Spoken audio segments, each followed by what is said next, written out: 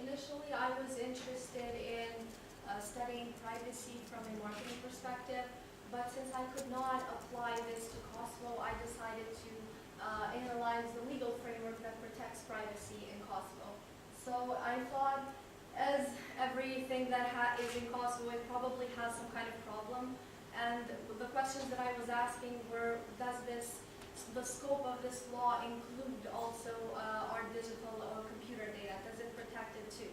And also I was interested in knowing if people were actually informed on it. So my two hypotheses are that the law on the protection of personal data is not comprehensive enough to protect its citizens from all forms of privacy breaching, so from the breachings of privacy through computer. And my second hypothesis is that the citizens of Pristina are not well informed on the law. So I say Pristina and not Kosovo because the study was not long enough and I did not have the resources to conduct such a large-scale study. My goals for the project were to find out the extent through which the population of Kosovo and Pristina are informed on the law, and this was done through surveying a random sample of the population of Pristina. And also it was to come to a conclusion on how the law of Kosovo can be improved by making a comparative analysis of the law of Kosovo with the law of another country.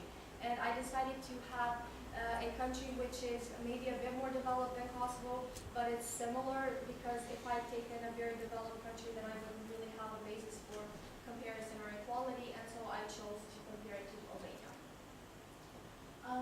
Now, before I go to my methodology and results, I'd like to talk to you a bit about the general backgrounds of this law and the definition, its importance, and then a brief history of it.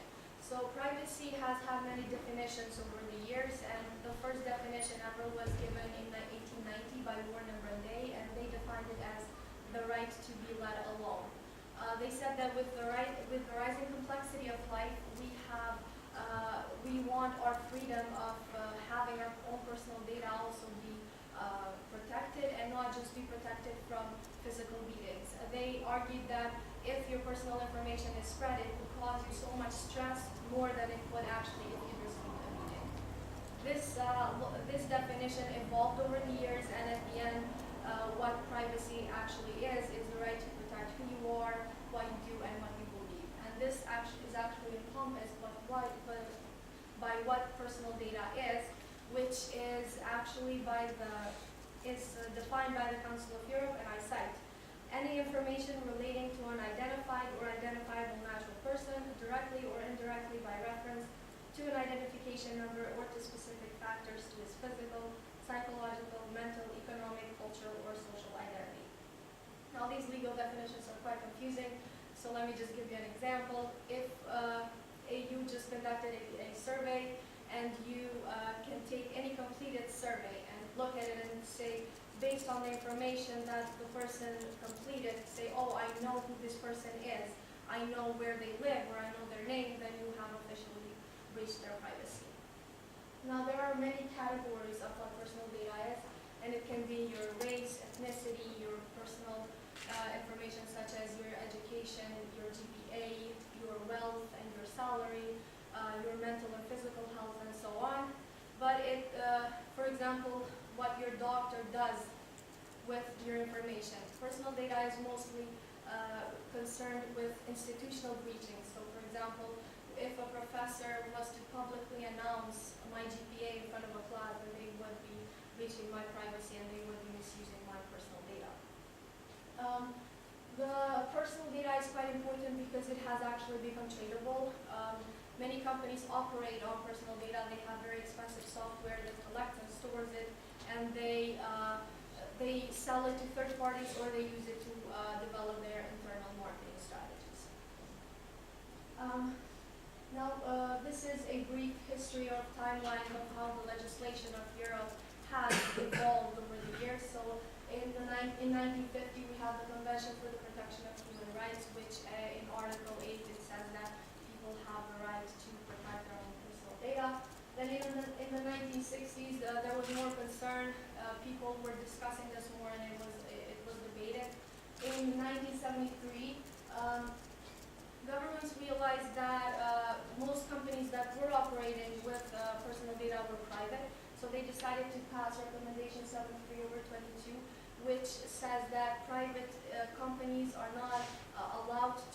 collect or distribute any personal data without the person's consent.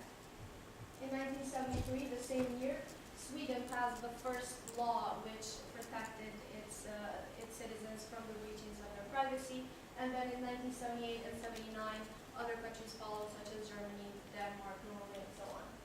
In 1981, the most important part of legislation of the EU was passed, which is the Convention for the Protection of Individuals with regards to automatic processing of their personal data. And this one deals with the quality of the data that is to be collected, its storage, its flow, and so on. And in 1993, the Treaty of Europe was signed, and in Article 16, it sets the rules for personal data. Now, after this general overview, I will talk more about the law on the protection of personal data. This law was actually passed in 2010 by the Assembly of Kosovo. It has 8 chapters which deal with its definitions, its provisions, the rights of the people who have their data collected, how to go about collecting data for scientific research, any penal provisions for the people who breach this law, so in terms of fines and jail time. Now, the problems with this law are 3. The first one is that it does not have an article that protects digital or computer data from being breached. The second problem, which I found out from the interviews that I conducted, are the fact that the law has a responsible institution, which is the National Agency on the Protection of Personal Data, and this agency is said to be politically biased because they always refuse requests of transparency from NGOs and other organizations on the claim of this law. And the third problem is that people do not know what this law is, what it contains, and so on. Because I could not deal with the enforcement of this law, I could not find out how it was enforced. My study just deals with the first and the third problem. The methodology by which I conducted this study is divided into 2 parts. It's the quantitative and the qualitative part.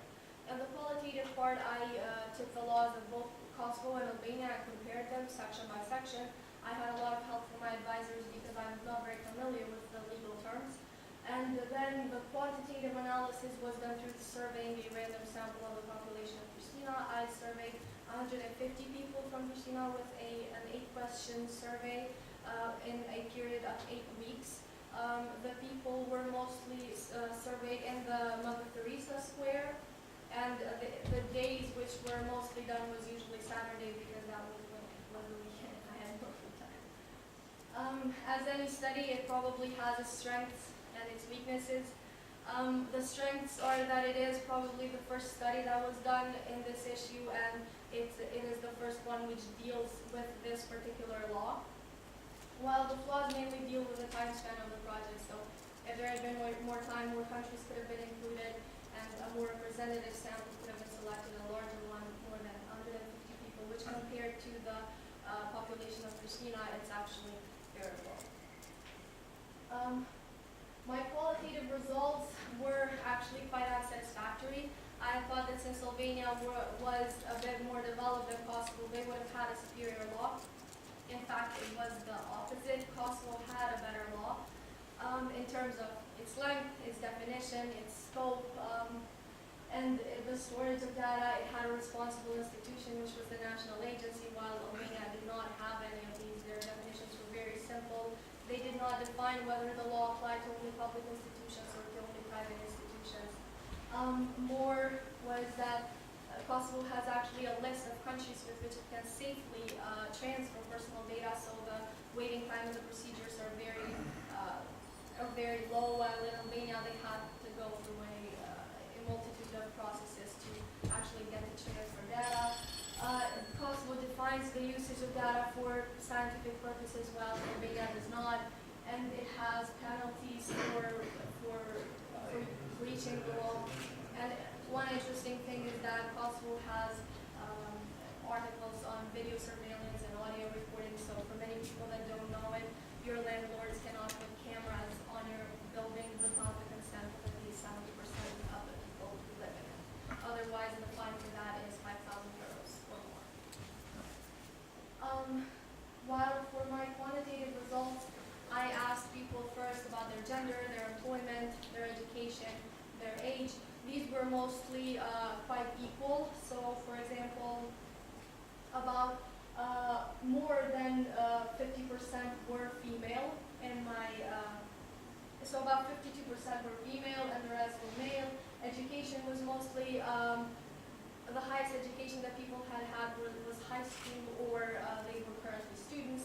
The age was mostly 35 to 44 years old, about 27%. And employment, there were more employed than there were unemployed. But the most important questions were the following. So I asked people if they were aware that the law on the protection of personal data existed. And this was actually very surprising because about 55% knew that this law existed and about 44 didn't. But when I asked them how much they knew about it, about 45% said that they had no idea what it was at all. They just knew it had existed. They didn't know any information about it. And very few, for example, 5.34% know quite a lot about this law. Then I asked them if they had ever heard of the National Agency for Personal Data Protection, and most had not, so only about 35% had ever heard that this agency existed. So this shows that really people don't know much about it. And then I asked if they had ever received any informative material on this law. Because on the strategy that the National Agency published on their website, they say that they have had brochures and they had posters distributed throughout the cities and that people actually are aware of it, while in this one only a very small percentage, about 24%, had ever received any of these materials. What we can conclude from this is that people don't actually know what this law is about.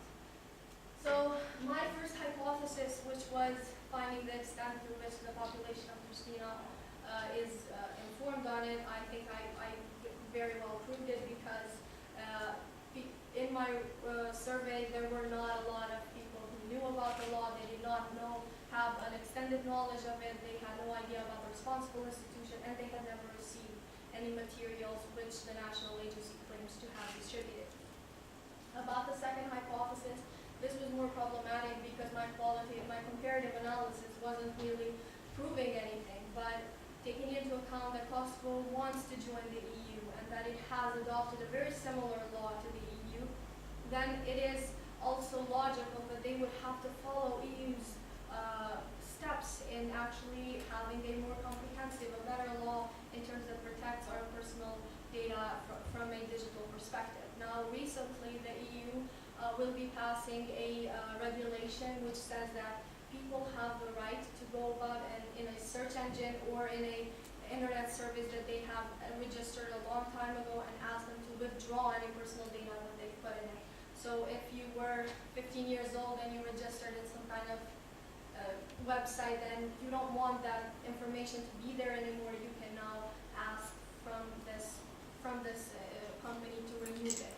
And this is actually that the EU law is constantly evolving while Kosovo is actually very behind on it. And the National Agency is actually aware of it, and in their strategy for 2014 and 2017, they have said that they will be harmonizing their law with the EU's law.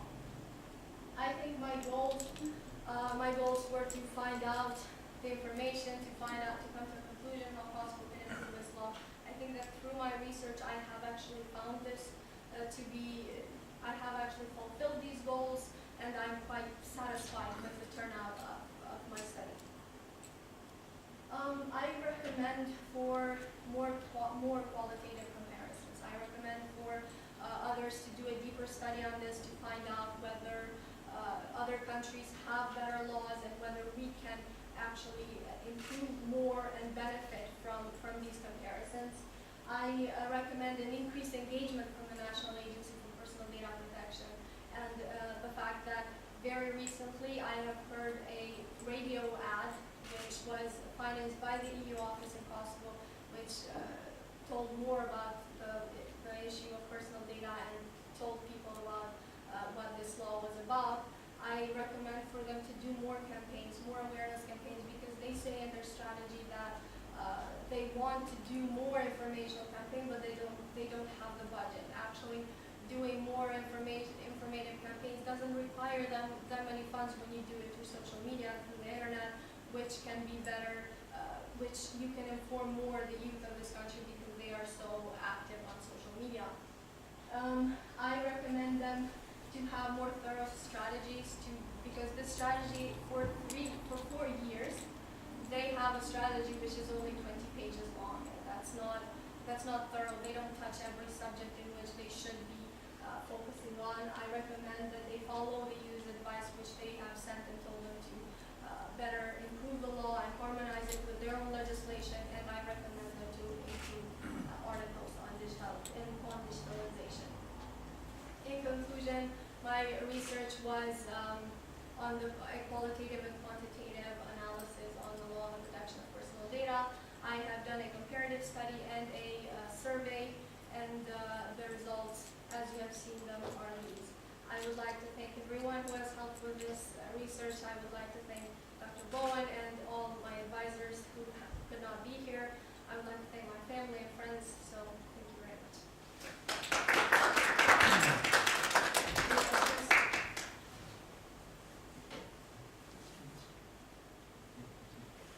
If a faculty member were to post the grades of a class by name and let's say put it on a piece of paper and stick it on the door, would that be a violation of the Yes. Kosovo privacy law? Yes, it would. Which is done in the UP, as you have seen. It's done in the University of Pristina. That's how they post grades. By name? By name and by grade. But students don't actually know that. If they knew that they could go to the national agency, they could complain, and they could probably get some results. Did anything in your project raise the question of how important or unimportant people think a right to privacy is? I think I actually researched about its importance, and it's a very long debate because some people want more privacy and some people don't want their data to be very transparent. But it's actually a long-standing debate because the most recent argument is for people to make their personal data intellectual property, so that whoever wants to benefit from selling their own data, they could go to these companies and they could actually sell it and get monetary return for it.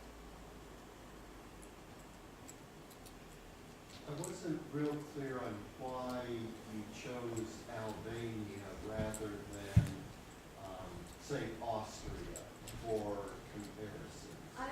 I thought that maybe if a very developed country would probably have very developed laws, and I thought that maybe what's Kosovo's chance in this study.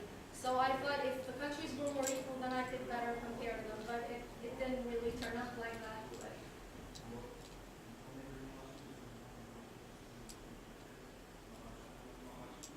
I appreciate that comparison, but maybe true. I was wondering at the same time, do you have any time to find any significant differences between this law, across the United States compared to the European Union?